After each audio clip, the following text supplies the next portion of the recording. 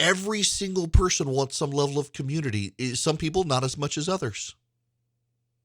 And right now, with all the anxiety right now, people are going out and doing stuff. Remember after 9/11, those of you who can, churches were filled up with people. Just slam packed with people after 9/11. What on earth is going on? The world looks like it's coming to an end. I need to go get right with God. And people showed up, and a lot of them drifted away. COVID did the same thing. People went to church, and then COVID hit. People went on lockdown, and church attendance is going back up. But a lot of the people who are nominally there are definitively not now.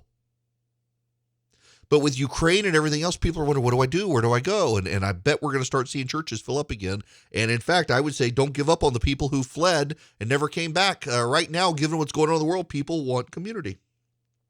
But this guy in this article, he's got terminal cancer. They don't know when he'll go.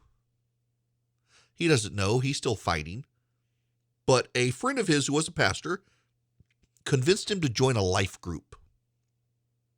And they show up. And they sit in a circle, and they just talk about life. They share their burdens with each other.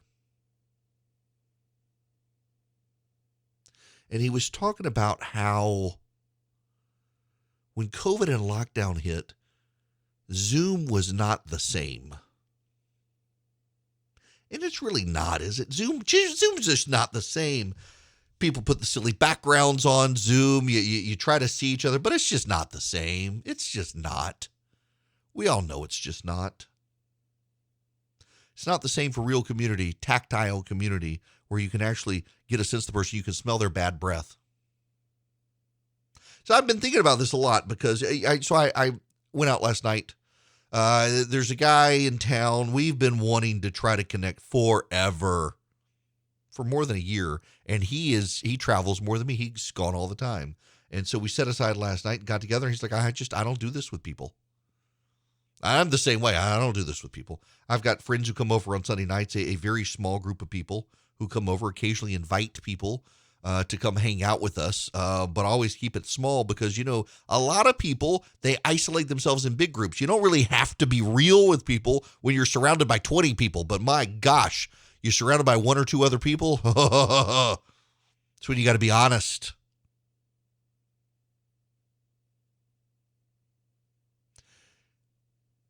And I wonder, right now, all the people out there who are stressed out, the anxiety about Ukraine and what's going to happen and the Russians and the economy and inflation and jobs. I saw a meme today that, thanks for getting me to $15 an hour, but now I my take home is less than it was when it was $7.50 an hour because prices have gone up so much. It's true. I mean, prices have gone up tremendously. I'm smoking a brisket for Sunday night, and my gosh, beef prices are they're not as high as they were, but they're still high. But I just want to encourage you, and I'm not a really good encourager if we're honest here, but forcing yourself, let's be honest here, we've all got to force ourselves. I don't like to be around people, but you got to force yourself sometime to actually go have human contact with people and develop a relationship with someone where you can bare your soul to that person and they can to you, and keep it real and keep it raw and trust each other in confidence and all that. Because these are uncertain, uncharted, really stressful times. And people are more anxious and have more anxiety right now than they ever had measurably in the time since pollsters have been taking these polls. They think the end of the world is upon us, and maybe it is. I don't know. But what I do know is that if you isolate yourself from the people who care about you, beyond your immediate family, you're going to be even more anxious. You're going to be more worried. You're going to be more fretful. And I got to do this, y'all. I love my job. If I could do a show 24/7 and only get up to eat and use the bathroom, I would do. I love this. At the expense of my family and everything else, I love what I do. I'm so blessed to be able to sit behind a microphone and talk to you guys. And I'm not an extrovert. This is great. It's me and a camera. It's my computer. I got some text messages flowing in, and otherwise I don't have to be around people. It's fantastic. And I can shield myself I can dazzle and amaze, and I never have to really interact with people unless I answer the phone, which I will.